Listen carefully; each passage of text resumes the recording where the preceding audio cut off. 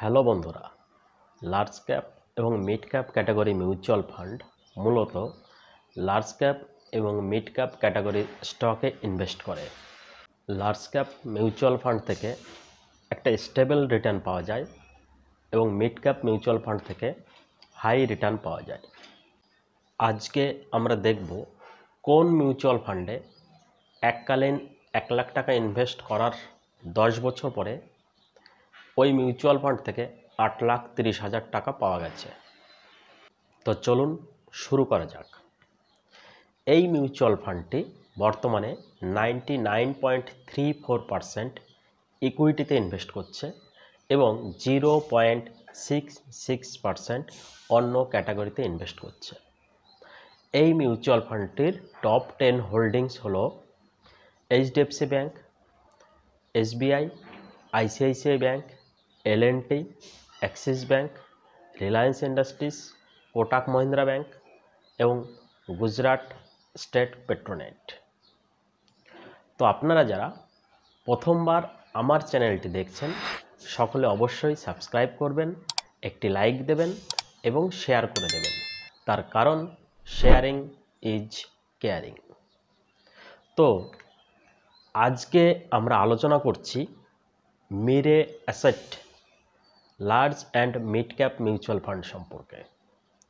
এই ফান্ডটি শুরু হয়েছিল 2010 সালে। বর্তমান AUM 33,618 কোটি টাকা।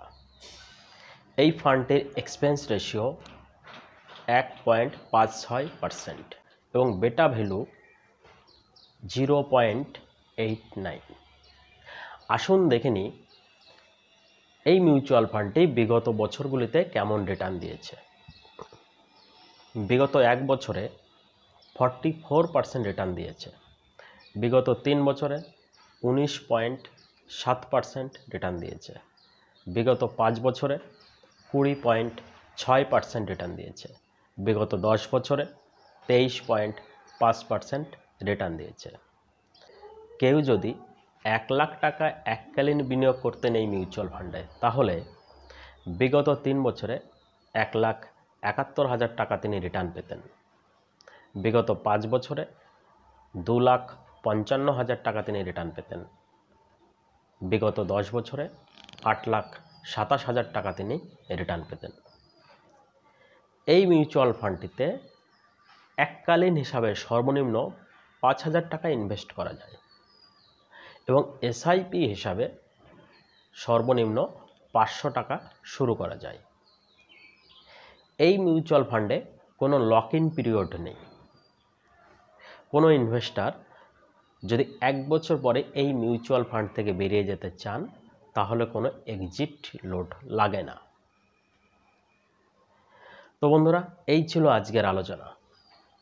আপনারা যারা প্রথমবার আমার চ্যানেলটি দেখছেন সকলে অবশ্যই সাবস্ক্রাইব করবেন, লাইক দিয়ে দেবেন এবং শেয়ার করবেন।